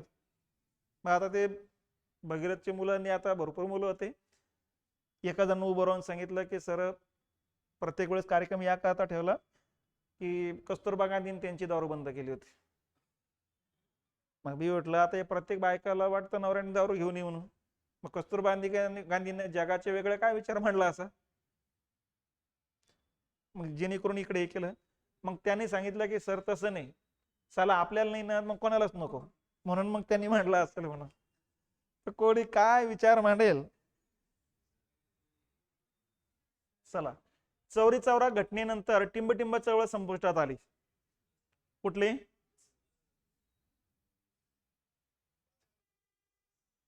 ठीक आहे, असहकार चळवळ. असहकार चळवळीचा कालखंड येतो 1920 ते 22 हा कालखंड आहे. ठीक आहे, त्यामुळं 1922 ला 5 फेब्रुवारी 1922 ची घटना आहे. कधीची? 5 फेब्रुवारी 1922 चौरी चौरा दुर्घटना. चौरी चौरा हे गाव कोणत्या जिल्ह्यात आहे मग? गोरखपूर, उत्तर प्रदेश. गोरखपूर हा मतदारसंघ आहे, तो सध्याचे मुख्यमंत्र्यांचा तो मतदारसंघ आहे, योगी. ठीक आहे. आता या चळवळीबद्दल लक्षात ठेवा, यात इथं चौरी चौरा गावाचे 4-5 गावातले लोक एकत्रित आले होते. जवळपास 3000 लोकांचा हा जनसमुदाय होता. याचं नेतृत्व कोणी केलं होतं? भगवान आहिर. त्यात 3500 लोकांचं नेतृत्व करत होते भगवान आहिर. आणि हे भगवान आहिर यांनी जे काही तिथं सत्याग्रह उभारला, हे काही सविनय आपलं असहकार चळवळीचा संबंध नाही. याचा वाढती महागाई आणि दारूबंदी करावी यासाठी त्यांनी लोकांना संघटित केलं होतं. पण झालं काय? इथला एक PSI होता आणि जवळपास 21 पोलीस होते. यांनी सुरुवातीला लाठीचार केला. लाठीचार करून सुद्धा लोक बदत नाही म्हणून हवेत गोळीबार केल्यात, आणि हवेत गोळीबार करून सुद्धा बदत नाही म्हणून काही कार्यकर्त्यांच्या पायावरती गोळ्या झाडल्यात लक्षात. आणि त्यामुळे बाकीचे लोक बिथरले, पळून गेलेत. त्यांना वाटतं गोळीबार सुरू झालं की काय, कारण जालियनवाला बाग हत्याकांडाची मागच्या घटना ताज्या होत्या. पण नंतर कळालं की यांच्याकडचे PSI कडेच बंदूक होती, बाकी काठ्या होत्या म्हणून. आणि यातून मग हा सगळा लोक एकत्रित आलेत आणि एकत्रित येऊन त्यांनी मग पोलीस चौकीला वेढा घातला. पोलीस बाहेर येत नाही म्हणून बाहेरून कडी लावून घेतली आणि पोलीस चौकी पिटून दिली. या घटनेमध्ये 21 पोलीस आणि एक PSI मरण पावलेला आहे. याला म्हणायचे चौरी चौरा दुर्घटना. आणि याच्यानंतर ही घटना मग महात्मा गांधींना 2 दिवसांना कळाली. त्याच्यानंतर त्यांच्या लक्षात आलंय की हिंसात्मक वळण लागू लागले आंदोलनाला, म्हणून महात्मा गांधींनी मग काँग्रेसचे सगळेच नेते तुरुंगात होते, महात्मा गांधी बाहेर होते. मग त्यांनी परस्पर निर्णय घेऊन टाकला आंदोलन स्थगित करण्याचा. म्हणून गांधीजींनी असहकार चळवळ थांबवण्याचे कारण काय?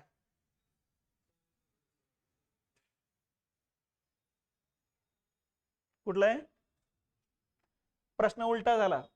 मी अशीच मेजॉरिटी घेतलेली की बाबा प्रश्न कसे कसे करू लागले, तितक्याच जागेत फिरू लागलेत ना ते.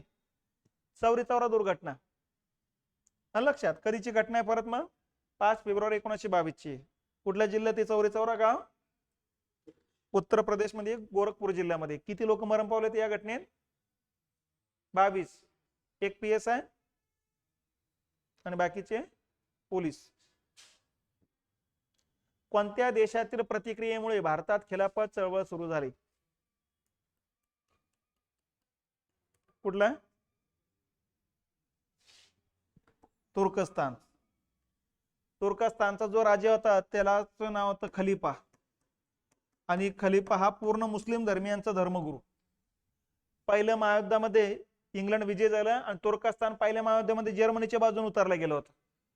त्यामुळे जर्मनी सोबत वर्सायचा तह करण्यात आला होता आणि तुर्कस्तान सोबत कुठला तह केला होता? सेवायचा तह. आणि या सेवायच्या तहानुसार तुर्कस्तानची तुकडे पाडण्यात आले. एका तुकड्यावर इंग्लंडचा अधिकार, एका तुकड्यावर फ्रान्सचा अधिकार करण्यात आला आणि खलिफाचे राजवट पण बरखास्त करण्यात आले.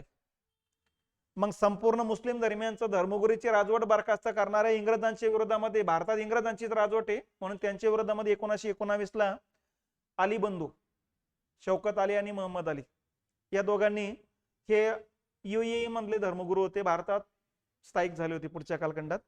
यांनी मग दिल्लीला खिलाफत लीग नावाची संघटना स्थापन केली आणि हिच्या पहिल्या अधिवेशनाचे अध्यक्ष कोण होते? मग महात्मा गांधी होते बघा.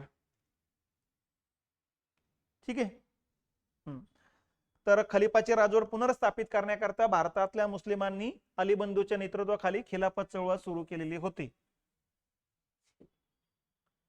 जालियनवाला बागेतील निरपराधी निशस्त्र जनतेवर गोळीबार करण्याचे आदेश कोणी दिले होते?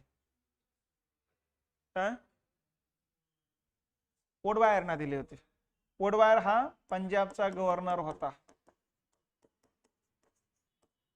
लक्षात. आणि याला जबाबदार म्हटलं जातं बघा. आता हे घटना असेच लक्षात ठेवा. वोडवायरना अधिकार या ठिकाणी निर्णय दिला होता आणि जबाबदार जनरल डायर होता. आता ही घटना कधीची आहे? 13 एप्रिल 1919. कुठल्या प्रांतातली आहे? पंजाब. कुठल्या शहरातली आहे? अमृतसर. या दिवशी कुठला सण होता? बैसाखी सण होता. हा शिखांचा सगळ्यात मोठा सण असतो. अन्नधान्य निघाल्यानंतर साजरा केला जाणारा सण असतो. ठीक आहे. या घटनेनंतर या ठिकाणी कुठली चौकशी समिती स्थापन करण्यात आली? इंग्रजांनी या ठिकाणी हंटर कमिटीची स्थापना केली होती आणि काँग्रेसनं महात्मा गांधींच्या अध्यक्षतेखाली 3 सदस्यीय समिती स्थापन केली होती. ठीक आहे. या कमिटीमध्ये 7 सदस्य होते. या कमिटीमध्ये 2 सदस्य होते, पंडित मोतीलाल नेहरू आणि आणखी एक जण होता. 3 जण होते. महात्मा गांधी एक होते, पंडित मोतीलाल नेहरू आणि आणखीन एक, म्हणजे 3 सदस्यीय समिती होती. गांधी आयर्विंग कराराने टिंबटिंबला स्थगिती देण्यात आली. कशाला? पहिला मुद्दा लक्षात ठेवायचा. गांधी आयर्विंग करार कधीचा? 5 मार्च 1931 कोणात झाला? गांधी आणि आयर्विन मध्ये झाला होता. कशासाठी झाला होता? तर सविनय कायदेभंग चळवळ चालू होती 1930 ते 31 पहिल्या टप्प्यामध्ये. आणि पहिल्या टप्प्यामध्ये मोठ्या प्रमाणात लोक, महिला सहभागी झाले होते, आदिवासी लोक सहभागी झाले होते. त्यामुळे आंदोलन स्थगित करणं गरजेचं होतं. का? कारण रॅमसे मॅकडोनाल्डनं आयर्विनला पत्र पाठवलं होतं की पहिल्या गोलमेज परिषदेला सगळ्या सदस्यांना बोलवा म्हणून, पण काँग्रेसने बहिष्कार टाकला. आणि काँग्रेसच जर येत नसेल तर त्यानंतर जो काही कायदा होणार तो काँग्रेसनेच मान्य केला नाही तर भारतभरात लागू करता येणार नाही. म्हणून मग पुढच्या दुसऱ्या गोलमेज परिषदेला बोलवणं गरजेचं होतं. यासाठी आंदोलन पण स्थगित करणं गरजेचं होतं. मग यासाठी आयर्विनना तुरुंगात जाऊन, दिल्लीमध्ये तुरुंगात होते महात्मा गांधी या कालखंडात, तुरुंगात जाऊन गांधींसोबत चर्चा करून एक प्रस्ताव तयार केला. त्यालाच म्हणायचं गांधी आयर्विन करार, यालाच म्हणायचं दिल्ली करार. दुसरं नाव काय? दिल्ली करार. कारण आता हा नाव, हे शब्द चावून चावून चौथा झालेला शब्द आहे आता. कारण आता जर फिरकेच घ्यायचे म्हटले मग दिल्ली करार कोणात झाला? गांधी आणि आयर्विन मध्ये. किंवा दिल्ली करार कधीचा? 5 मार्च 31. मग करारातल्या तरतुदी काय काय होत्या ते लक्षात घ्या. करारातल्या तरतुदी होत्या की महात्मा गांधीजींनी चळवळ स्थगित करावी. लक्षात. काँग्रेसनं दुसऱ्या गोलमेज परिषदेला उपस्थित राहावं. या चळवळी दरम्यान जी काही हिंसा झाली त्या हिंसाचाराची न्यायालयीन चौकशीची मागणी काँग्रेसनं करू नये आणि केंद्रामध्ये या ठिकाणी राखीव खाती सोपी खाती अशा द्विदल शासन पद्धती असाव्यात. या आयर्विनच्या अटी गांधीजींनी मान्य केल्यात. मग गांधीजींच्या पण अटी आयर्विननं मान्य केल्यात. पहिली होती या चळवळी दरम्यान ज्यांना ज्यांना अटक केली त्यांना सोडून द्यावं. दुसरी अट होती की विदेशी मालाच्या दुकानासमोर शांततेत निदर्शने करण्याचा अधिकार भारतीयांना द्यावा. तिसरं तरतूद होती की मिठावरचे कर जे पूर्ण रद्द होत नसेल तर काही प्रमाणात कमी करावेत. लक्षात. तर या गांधीजींच्या अटी आयर्विननं मान्य केल्या. तर अशा प्रकारचा हा करार होता. एकमेकांच्या अटी मान्य झालेल्या होत्या. हा, पंडित मदन मोहन मालवीय होते. पंडित मोतीलाल नेहरू, पंडित मदन मोहन मालवीय ते सदस्य होते महात्मा गांधींच्या अध्यक्षतेखालच्या कमिटीचे. बरोबर आहे. झालंय. ओके. खालीलपैकी स्वराज्य पक्षाचे संस्थापक सदस्य कोण होते?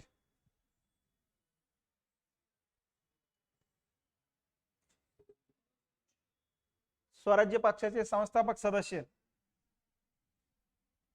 कोण होते? आता कोण असणार आहे? मला वाटलं ब कडे टाकलं की काय, म्हणजे CR दास, मोतीलाल नेहरू, विठ्ठलभाई पटेल हे लोक होते. यातला CR दास दिलेले बघा. स्वराज्य पार्टीची स्थापना कधीची? मग 1 जानेवारी 1923 ची. कुठं स्थापना झाली? अलाहाबाद. लक्षात. आणि स्वराज्य मिळवण्यासाठीच्या ही संघटना स्थापन केली होती. आता काँग्रेसने संघटना, काँग्रेस असताना स्वराज्य पक्ष का? तर त्याचं कारण 1920 ला असहकार आंदोलनामध्येच काँग्रेसनं सांगितलं सरकारचा जिथं संबंध येईल तिथं बहिष्कार टाका. मग कायदेमंडळावर बहिष्कार टाकण्याचं ठरलं होतं. मग CR दासन ते म्हणत होते 1922 ला आता तो बहिष्कार मागे घ्या आणि आपण कायदेमंडळात जाऊन सरकारला विरोध करू आता. कारण आंदोलन जर थांबलं असेल तर मग आता कायदेमंडळाशिवाय दुसरा मार्ग नाही सरकारला विरोध करण्याचा. पण महात्मा गांधी म्हणतात की नाही, आपण आता बहिष्कार टाकण्यास ठरवलं ना, आता डबल निवडणुका लढवायच्या नाही. कारण 1920 ला बऱ्याच लोकांनी नोकरीचा राजीनामा दिला. त्यांना इंग्रज लोक नोकरीला घेणार आहे का परत? म्हणून महात्मा गांधींनी सांगितलं त्या मार्गावर यायचं नाही. मग CR दासांनी सांगितलं त्या मार्गावर येत नसेल तर मग आपला वेगळा पक्ष स्थापन करून कायदेमंडळात जाऊन स्वराज्य मिळवण्यासाठी दबाव टाकू आपण. मग महात्मा गांधींनी सांगितलं ओके, तुम्ही काँग्रेसमध्ये ठराव मांडा. मग 22च्या गया अधिवेशनामध्ये ठराव मांडला. CR दासच अध्यक्ष होते ना, पण तो ठराव संमत झाला नाही. मग CR दासांनी काँग्रेसचा राजीनामा दिला आणि 1 जानेवारी 23 ला मग त्यांनी वेगळा पक्ष काढला, स्वराज्य पक्ष किंवा स्वराज्य पार्टी. स्वराज्य पक्षाचे ध्येय काय होते? काय ध्येय होते?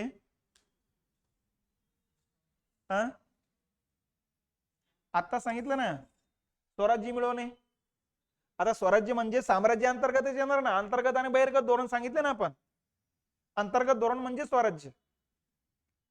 याला हे पर्याय शब्द आहे. असाही शब्द चालतो, हाही शब्द चालतो. ठीक आहे. 1919च्या कायद्यानुसार घेतलेल्या निवडणुकीत केंद्रीय कायदेमंडळातील सर्वात मोठा पक्ष कोणता? स्वराज्य पक्ष. 1919च्या कायद्यानुसार निवडणुका कधी झाल्या होत्या? 1923 ला झाल्या होत्या. आणि 23च्या निवडणुकीमध्ये स्वराज्य पक्ष 1 नंबरला निवडून आलेला आहे. काळानुसारच्या घटना सांगा आता.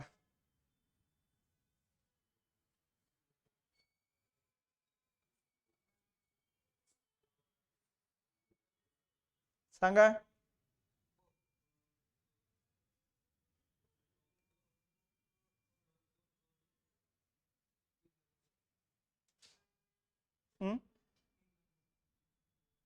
हे बघा, दुसरी गोलमेज परिषद कधीची आहे? 31. गांधी अरविंद करार 31. नेहरू रिपोर्ट 28. जाती निवाडा 32. हे बघा 31च्या ह्या दोन आहे. आता या दोन वरूनच उत्तर काढू. हे 1 नंबरला येईल, हे शेवटच्या नंबरला येईल. ब आणि ड, ब आणि ड, ब आणि ड, ब आणि अरे यार इथं 2 आले, म्हणजे हे 2 कटलेत. पण या 2 पैकी उत्तर आहे. मग आता बघावंच लागतंय 31 ची घटना पहिली कुठली.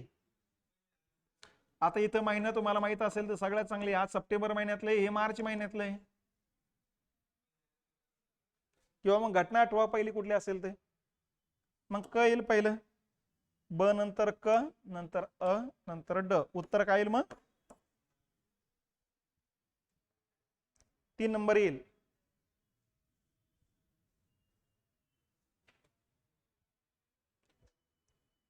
झालंय का? ओके.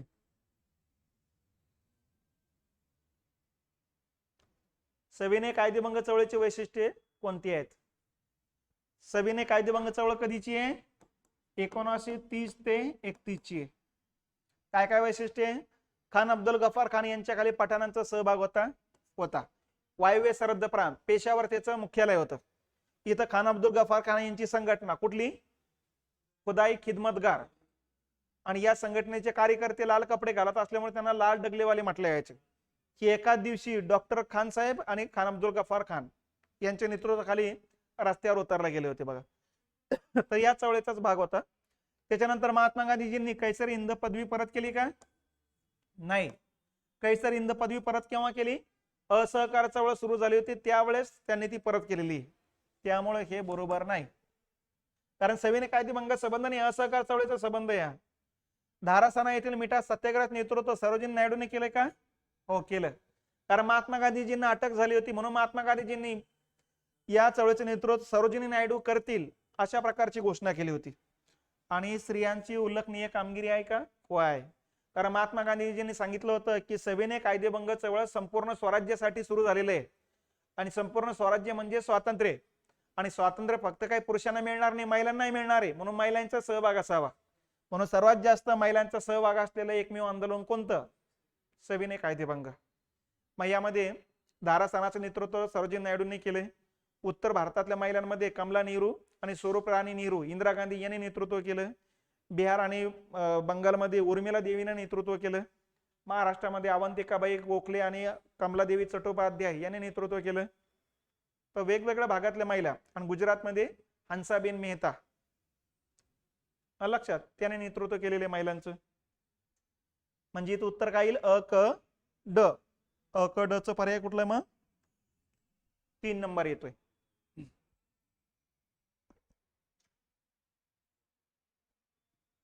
झालंय. पुढचा मुद्दा घ्या. इंग्लंडचे पंतप्रधान टिंबडिंब जाती निवाडा यांनी 16 ऑगस्ट 1932 रोजी जाहीर केला. आता हे डेट एक लक्षात ठेवायचं. जाती निवाडा घोषित करणार कोण होते? मग रॅमसे मॅकडोनाल्ड होते. कधी घोषित केला? यालाच उलटा प्रश्न होऊ शकतो पुढे आणखी. 16 ऑगस्ट 1932. जाती निवाड्याला दुसरं नाव काय? सांप्रदायिक निर्णय, कम्युनल अवॉर्ड, मॅकडोनाल्ड निर्णय, असे वेगवेगळे. बरं, या जाती निवाड्यामध्ये काय तरतुदी होत्या? अस्पृश्यांना स्वतंत्र मतदारसंघ देण्याची तरतूद होती. विधिमंडळातील सदस्य संख्येत वाढ करण्याची तरतूद होती. लक्षात. आणि महिलांना राखीव मतदारसंघ देण्याची तरतूद होती. ही रद्द झाल्यानंतर मग महिलांना 35च्या कायद्यानुसार स्वतंत्र मतदारसंघ दिले. मग अरे लक्षात. तर हा जाती निवाडा होता बघा. अस्पृश्यांसाठी मग किती जागाची तरतूद होती? स्वतंत्र मतदारसंघ किती घोषित केले होते? तुमच्या डिपार्टमेंटला मागच्या वेळेस प्रश्न येऊन गेलेला आहे तो. अस्पृश्यांसाठी स्वतंत्र मतदारसंघ किती दिले होते? 78 दिले होते प्रांतामध्ये. आलं लक्षात? थांबा ना आता. तुमच्या डिपार्टमेंटला प्रश्न कसा होता ते सांगतो तुम्हाला. जातीय निवाड्यानुसार अस्पृश्यांना प्रांतांमध्ये दिले होते 78 मतदारसंघ, केंद्रात दिलेले नव्हते. आता जाती निवाडा रद्द करण्यासाठी आंबेडकर आणि गांधीजींमध्ये चर्चा झाली. आता हे जाती निवाडा रद्द झाला त्याच्या अगोदर दुसऱ्या गोलमेज परिषदेला काँग्रेसच्या वतीने महात्मा गांधी गेले होते. आणि तिथं एक एक सदस्य बोलत असतानाच या ठिकाणी मग आंबेडकरांनी सांगितलं होतं की इंग्रज लोक भारतामध्ये जो अल्पसंख्याक वर्ग आहे त्यांच्या विकासासाठी स्वतंत्र मतदारसंघ देत आहे. आणि यानुसार मग आम्ही हरिजन जो वर्ग आहे, खालचा अस्पृश्य जो वर्ग आहे, यांना ही अल्पसंख्याक समजून तुम्ही आम्हालाही स्वतंत्र मतदारसंघ द्यावेत अशा प्रकारची मागणी दुसऱ्या गोलमेज परिषदेमध्ये आंबेडकरांनी केली. परंतु त्यांचं भाषण चालू असताना महात्मा गांधी जागेन उठले आणि सांगितलं, आंबेडकरांना सांगू लागले हे बघा, स्वतंत्र मतदारसंघ काही विकासासाठी नाही देऊ लागलेत, इंग्रज लोक आपापल्यामध्ये फूट पाडण्यासाठी देऊ लागलेत, त्यामुळे आपण तरी मागणी नका करू. परंतु रॅमसे मॅकडोनाल्डला महात्मा गांधींनीच खाली बसवलं सांगितलं तुमचा नंबर येईल तेव्हा बोला, आता बोलू नका. महात्मा गांधींच्या लक्षात आलंय की आंबेडकर आणि सरकारमध्ये काहीतरी मिलीभगत झालेली आणि हे स्वतंत्र मतदारसंघ आता अगोदर धर्मानुसार देत होते, आता जाती जातीमध्ये देऊन हिंदू धर्माची फूट पाडण्याचं काम चालू आहे. इथं आपण जर जास्त वेळ थांबलो तर आपली पण संमती होती असं अर्थ काढला जाईल. म्हणून महात्मा गांधींनी रागारागात दुसरे गोलमेज सोडून भारतात आले आणि नंतर मग रॅमसे मॅकडोनाल्डचा निर्णय जो घ्यायला पाहिजे तोच घेतला. आणि मग इंग्रज सरकारच्या विरोधामध्ये मग महात्मा गांधीजींनी पत्र पाठवून सांगितलं, तुम्ही जाती जातीमध्ये फूट पाडत असाल तर आम्हाला मान्य नाही आणि जाती निवाडा रद्द होईपर्यंत मी मरेपर्यंत उपोषण करेल.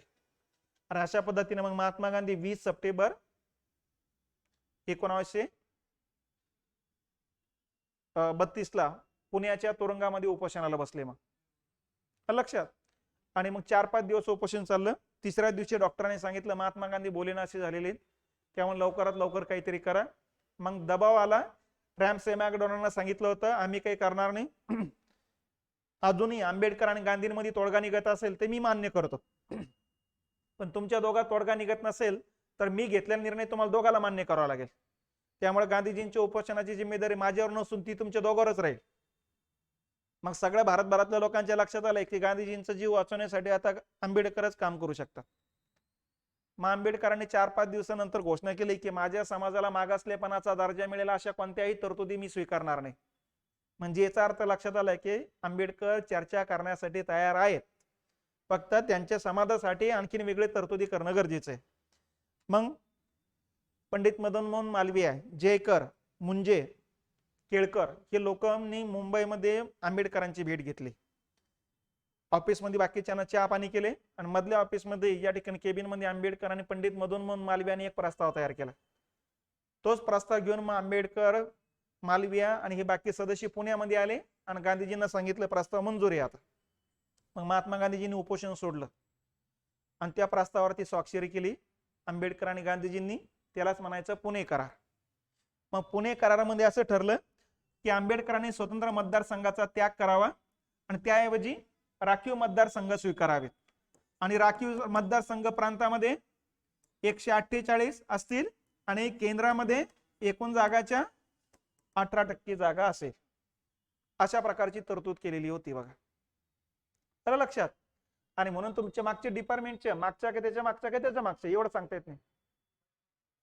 आलेलेच नाही का तुम्हाला? पाठीमागचा नाही, मागचा आता कुठला तरी आलेला आहे बघा. पण डिपार्टमेंटलाच आलेला प्रश्न होता की पुणे करारानुसार प्रांतामध्ये आंबेडकरांनी किती राखीव मतदारसंघ स्वीकारले. मग प्रांतात किती स्वीकारले? पण खाली पहिला पर्याय हा, दुसरा पर्याय हा, तिसरा पर्याय हा. आणि मुलांच्या लक्षात आलं सगळं ऐकलेलं आहे आपण, पण मग राखीव कोणतं, स्वतंत्र कोणतं, केंद्रातलं कोणतं, राज्यातलं कोणतं, तर हा नेहमी गोंधळ होतो. त्यामुळे हा गोंधळ आता होणार नाही याची काळजी घ्या. हे बघा, हे राखीव मतदारसंघ आहे. राखीव मतदारसंघ आणि हे स्वतंत्र मतदारसंघ आहे. 78 स्वतंत्र मतदारसंघ हे प्रांतातच होते, केंद्रात नव्हते, जातीय निवड्यानुसार. आणि पुणे करारानुसार मग आंबेडकरांनी राखीव मतदारसंघ स्वीकारले प्रांतात 148 आणि केंद्रामध्ये एकूण जागाच्या 18% जागा.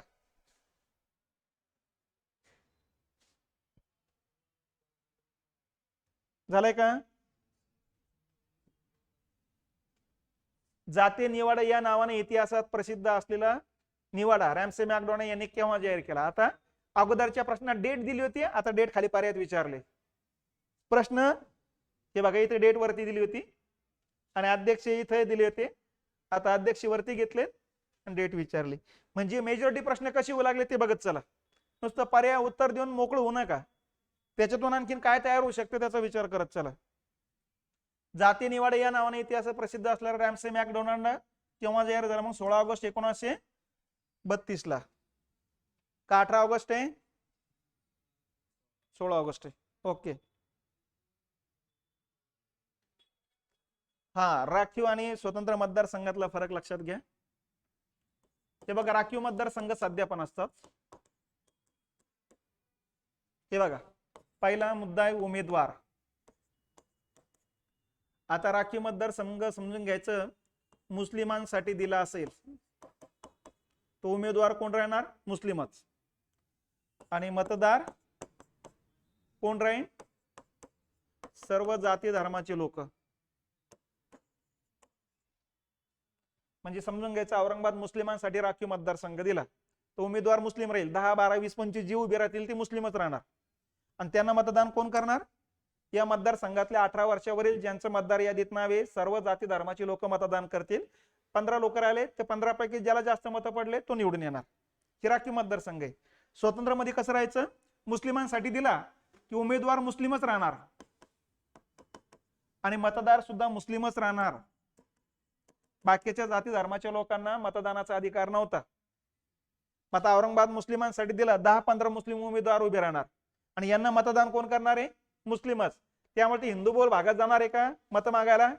निवडून आल्यानंतर इकडे जाणार आहे का विकास करायला? आता काय की मुस्लिम उमेदवार सांगणार मी विकास किती करणार आहे, आणि काय काही म्हणणार आहे की मी आपल्या धर्मासाठी काय काय करणार आहे, आणि काय काही सांगणार आहे की मी दुसऱ्या धर्माचं किती नुकसान करणार, म्हणजे मी किती कट्टर हे पण दाखवण्याचा प्रयत्न करतील ना. त्यामुळे स्वतंत्र मतदारसंघातून लोकांचा विकास होण्याच्या ऐवजी लोकांमध्ये भेदभाव व्हावा यासाठी स्वतंत्र मतदारसंघ होते.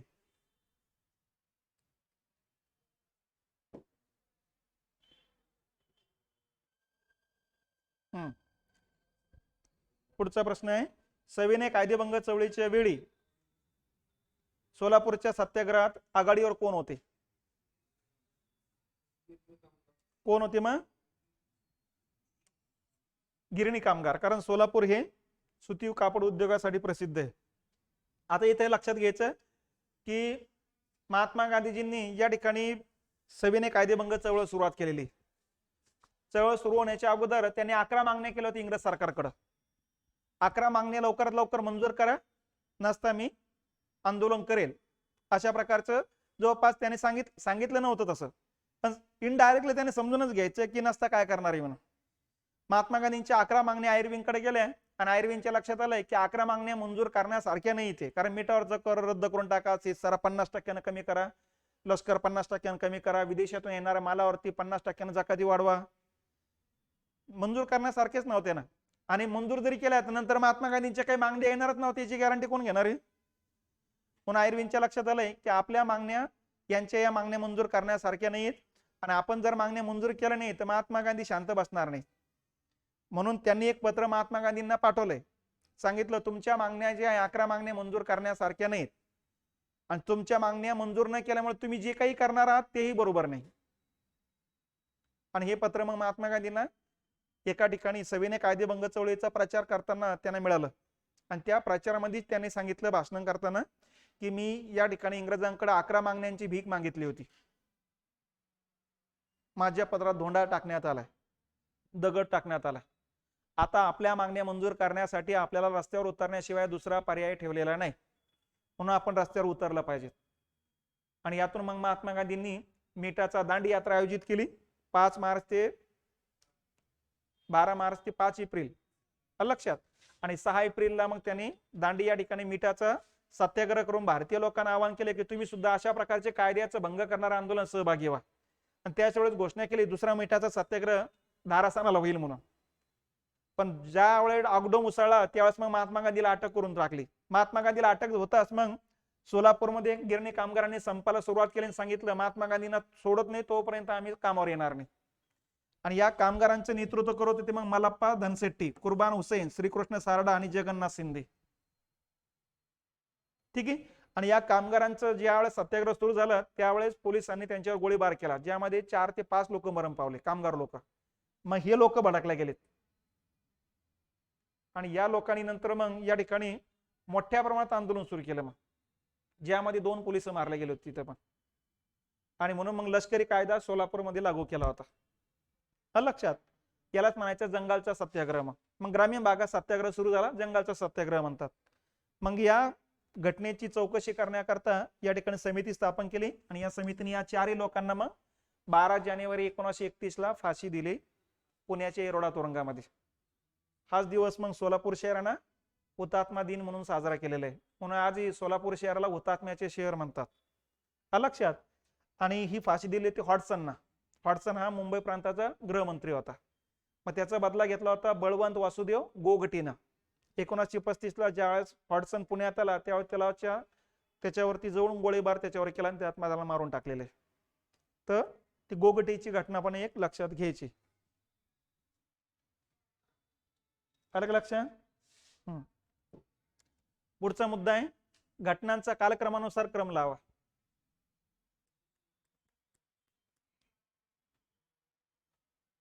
काय आहे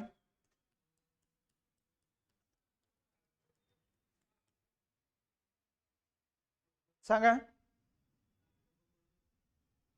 हे बघा, ही स्वदेशी चळवळ म्हणजे वंगभंग चळवळ आहे. म्हणजे कधीची आहे?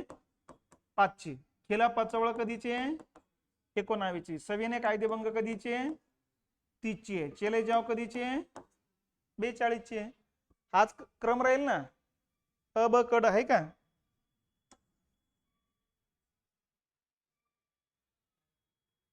याने काही डोकंच नाही लावलं, जसं काढलं तसंच फेकून दिला प्रश्न. पुणे कराराबाबत कोणती विधाने बरोबर आहेत?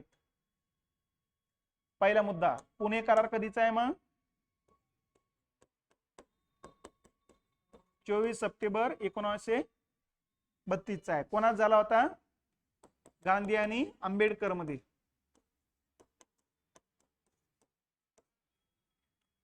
कुठे झाला होता हा करार? येरोडा करार. येरोडा तुरुंगात झालेला आहे. म्हणलेला येरोडा करार, ऐक्य करार, पुणे करार अशी 3 नाव आहेत. आता योग्य विधान कोणती कोणती बघा. बाबासाहेब आंबेडकर आणि महात्मा गांधी यांच्यात तो झाला. बरोबर आहे? बरोबर आहे. आंबेडकरांची स्वतंत्र मतदारसंघाची मागणी मान्य झाली का? नाही. कोणती मागणी मान्य झाली मग? राखीव मतदारसंघाची मान्य झाली. अस्पृश्यांसाठी राखीव जागा देण्यात आलं. हे बरोबर आहे. अ आणि क बरोबर आहे.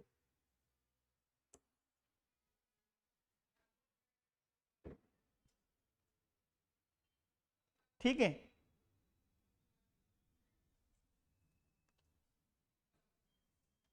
परत प्रश्न उलटा केला. 1932 मध्ये आंबेडकर आणि महात्मा गांधी यांच्यात कोणता करार झाला? कुठला करार झाला मग? पुणे करार. मेजॉरिटी प्रश्न तुम्हाला हे उलटून पालटून कसे आलेले तेच घेतलेले आहेत. स्वदेशी चळवळीचं दुसरं नाव वंगभंग चळवळ. 1905 ते 1911. मग आता परत बघा, जाती निवाडा कधीचा आहे? 16 ऑगस्ट 1932. पुणे करार कधीचा आहे? 24 सप्टेंबर 1932.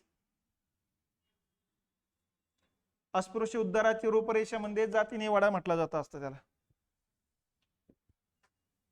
पुढचा मुद्दा, महात्मा गांधींच्या अटकेनंतर गुजरात मधील धारासाना येथील सत्याग्रहाचे नेतृत्व कोणी केले? कोणी केलं मग? सरोजिनी नायडूंनी केलेले. आलं लक्षात? कारण महात्मा गांधी करणार होते याचं नेतृत्व, मग सरोजिनी नायडू आणि इमाम साहेब तिथले मौलवी होते, या दोघांनी नेतृत्व केलेले आहेत. बघा, बऱ्याच वेळेस ही विचारले गेलेले. सरोजिनी नायडू आंध्र प्रदेश मधल्या होत्या.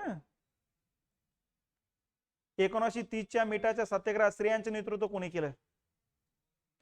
तर वेगवेगळ्या भागातल्या वेगवेगळ्या महिला आहे, पण इथं मग ते वेगवेगळ्या महिला त्या टाकलेल्याच नाही. त्यांनी एकच टाकली ज्यांनी नेतृत्व केलं होतं. मग अवंतिकाबाई गोखले कोण होत्या? या मुंबईतल्या मुख्याध्यापिका होत्या.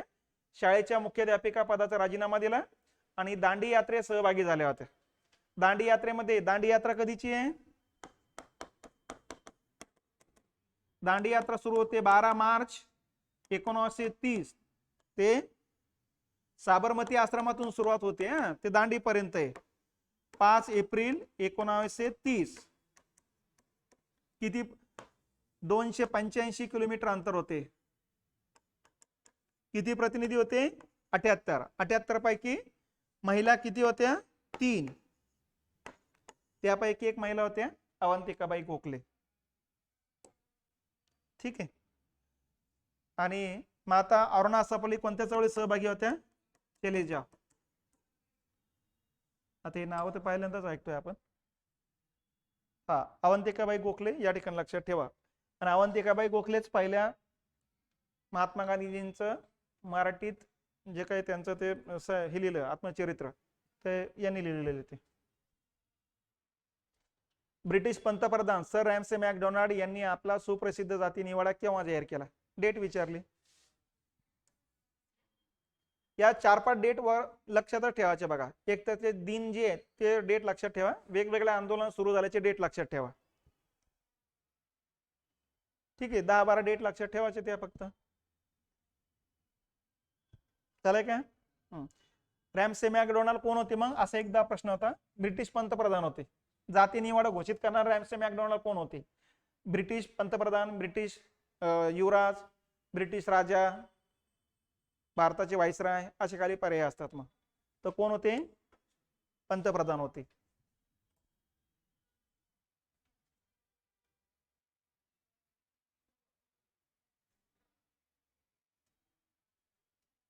परदेशी कापडावर बहिष्कार चालू असताना परदेशी कापडाने भरलेला मोटारीसमोर तिरंग्यासह टिंबटिंब यांनी बलिदान केले. बाबू गेनू. बाबू गेनू जे आहे ते आंबेगावचे होते, पुणे जिल्ह्यातले, कामगार म्हणून मुंबईला गेले होते. महात्मा गांधींच्या विचाराचा पगडा पडला आणि त्यांनी मग सविनय कायदेभंग चळवळीत सहभागी झाले होते 1930च्या. लक्षात. आणि इथंच 12 डिसेंबर 1930 ला या ठिकाणी त्यांनी मोटारी समोर आडवी झालेत. मग त्या मोटारीच्या चालकांना पोलिसांकडे गेले, सांगितले यांना हटवा. मग यांनी पोलिसांनी त्यांना बाजूला घेतलं, पण पोलिसांना झटका देऊन परत मोटारी समोर गेलेत. मग पोलिसांनी ट्रकवाल्याला सांगितलं चालवा गाडी, आणि मग गाडी डायरेक्ट अंगावरून गेली. त्यातच त्यांचा मृत्यू झाला. यांच्या मृत्यूनंतर जवळपास या ठिकाणी मुंबईमधले 20,000 पेक्षा अधिक लोक त्यांच्या अंत्यसंस्काराला होते. अंत्यसंस्कार झाल्यानंतर मग त्यांनी सरकारी कार्यालयावरती दगडफेकच करत घरी आलेले आहेत, आणि इथून पुढे मुंबई पेटला गेली होती. मग तर त्यासाठी बाबू गेनूचं हुतात्मा हे महत्वाचं मानलं जात असतं. पुढचा मुद्दा,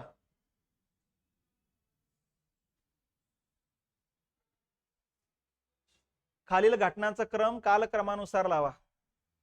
अगोदर वर्षी लिहायचे बघा समोर. ही कधीची आहे? 32. हे कधीच आहे? 28. गोलमेज परिषद आता एकच नाही, भरपूर आहे. 30, 31, 32. सविनय कायदेभंग आंदोलनाची सुरुवात 1930. ओके. पहिले ब येईल. ब न सुरुवात कुठली? एकच आहे. आपला कार्यक्रम सोपा झाला, बरोबर आहे ना? ब न सुरुवात आहे, बाकीचे जाऊ दे तिकडे, मग गोंधळ घाला तुम्ही. बाकीचं बसत नाही ना कुठलंच ते. ठीक आहे. ब नंतर ड, ओके, नंतर क, ओके, हे घेतलं मग त्यांनी, नंतर अ घेतलं, ओके, ठीक आहे, काही हरकत नाही. आता हे दोन पर्याय जर सारखे असते ना, मग 30 हे पकडायचं का हे पकडायचं का असं झालं असतं इथं. नंतर हे 32 हे पकडायचं हे पकडायचं असं झालं असतं बघा.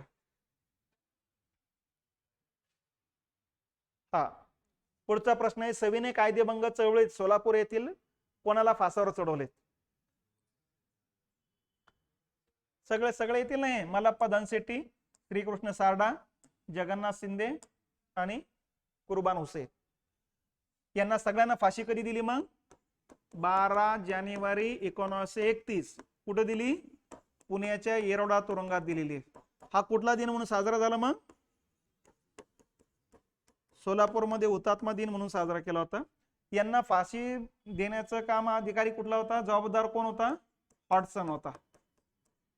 हॉटसन. मग हॉटसनला कोणी मारलं? 1935 ला मारलं होतं पुण्यामध्ये बळवंत वासुदेव गोगटे.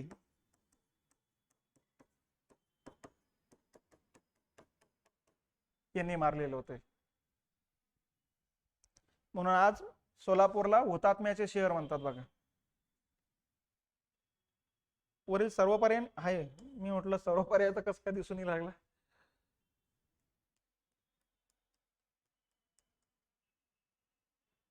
ठीक आहे. पुढील घटनाचं परत कालक्रमानुसार घटना जोडा आहे. हे बघा, नीर रिपोर्ट कितीतरी वेळेस आला आतापर्यंत. 28 आहे. मुडीमन कमिटी कधीच आहे? 24 आहे. सायमन कमिशन कधीच आहे? 28 आहे. नेमणूक 27 ला, भारतात 28 ला आला. प्रांतीय द्विदल शासन पद्धती 19 ची. टाका आता. पहिले ड लागेल, इथं ड न सुरुवात आहे. ड नंतर लागतं क, इथं क आहे. त्याच्यानंतर 28 चे 2 घटना आहे. मग ब आणि नंतर बरोबर आहे. सायमन कमिशन मधूनच नंतर निरुडी पुढे येतोय बघा.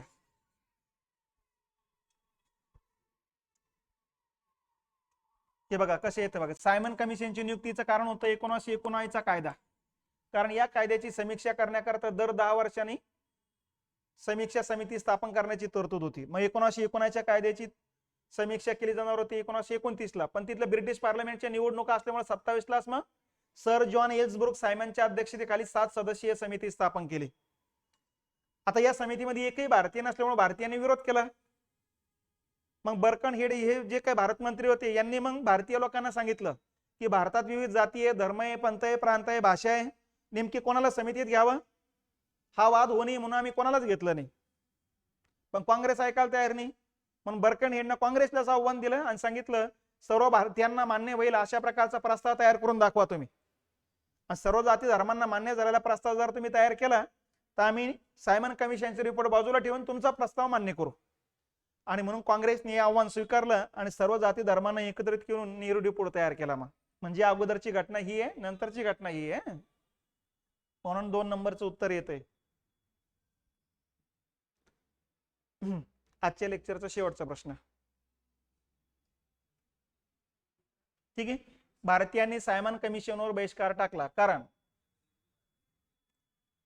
त्यामध्ये एकही भारतीय नव्हता. मग आता भारतीय नव्हता म्हणजे काय? कारण 1919च्या कायद्यातल्या त्रुटी भारतीय लोकांना जेवढ्या माहिती आहे तेवढ्या ब्रिटिश लोकांना माहिती असणार नाहीये. आणि हे ब्रिटिश लोक जेवढे 7 सदस्य होते 7 सदस्य पहिल्यांदा भारताला भेटी देत होते. म्हणून भारतीयांची मागणी हीच होती की 1919च्या कायद्यातल्या त्रुटी भारतीय लोकांना जेवढ्या माहिती आहे तेवढ्या विदेशी लोकांना माहिती नाहीये.